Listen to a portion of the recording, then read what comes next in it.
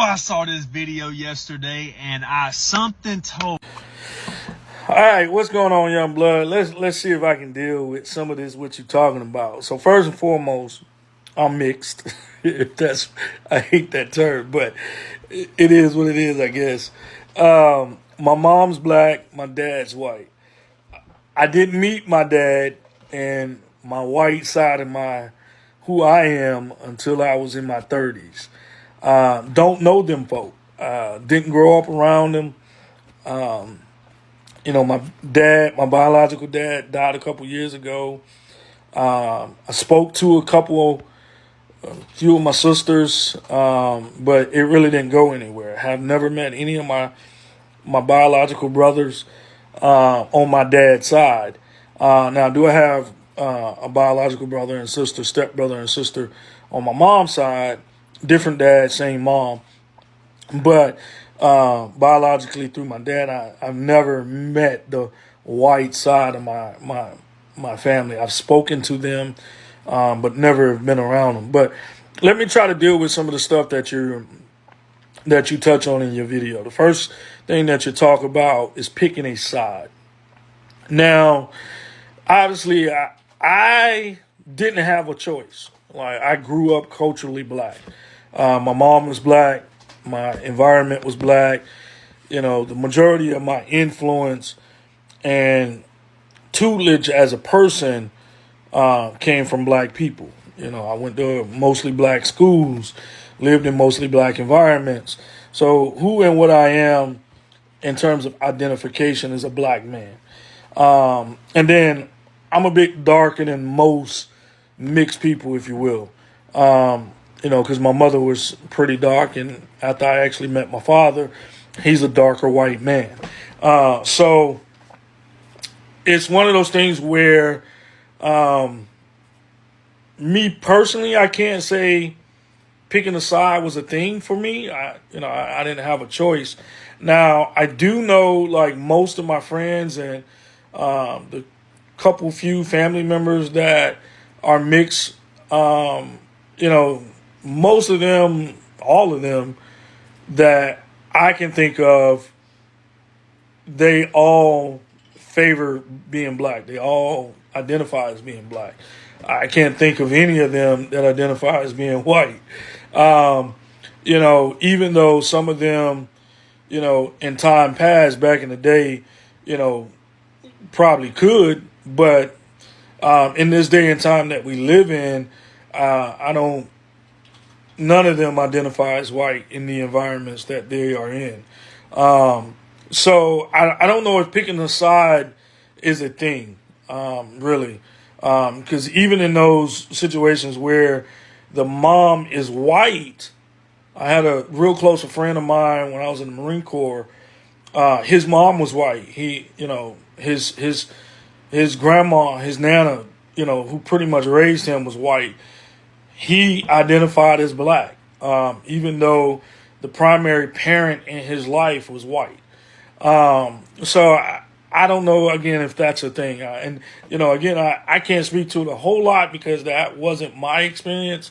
I didn't have an option, but I don't know. That's just that.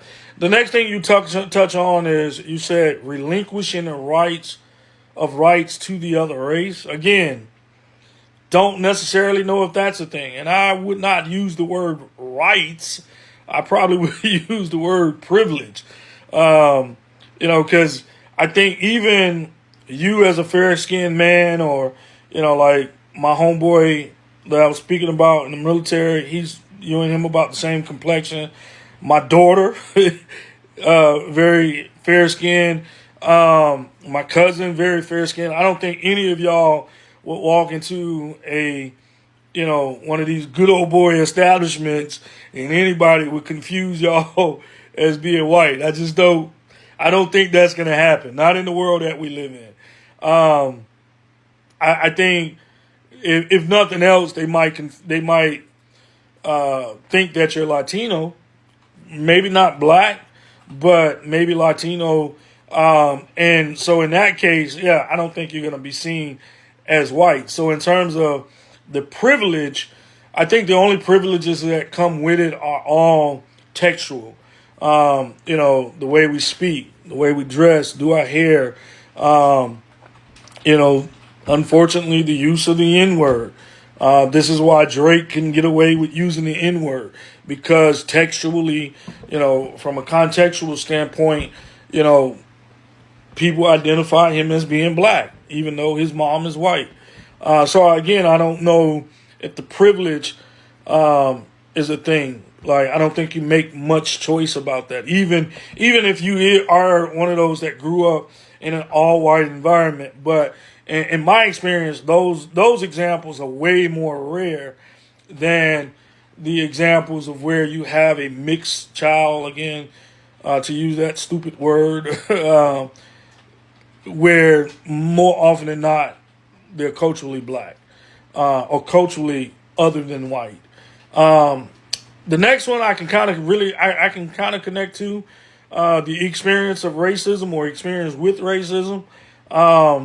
You know, I saw one of the stitches where the young lady spoke about not being white enough for the white folks and not being black enough for the black folks. I mean, I've experienced that in all different types of environments.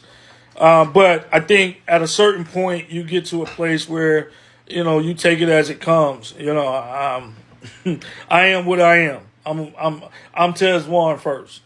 You know, and I'm gonna be me. And you know, because like for example, I admire and appreciate Jamaican culture and Jamaican food and Jamaican, but I'm not Jamaican. So it's about appreciation, I think, more than anything else. Which kind of segues into the last topic that you touch on in terms of appropriation and in terms of culture.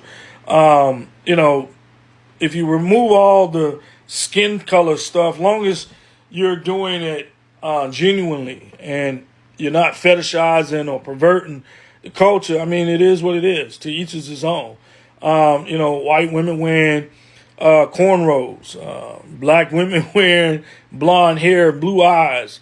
Like, you know, it's one of those things where, yeah, for some people that's going to raise an eyebrow or, you know, get a slanted eye. But, you know, long as it's not a fetish thing, like, you know, like I don't know how to explain a fetish, but I'm sure you understand what I'm saying.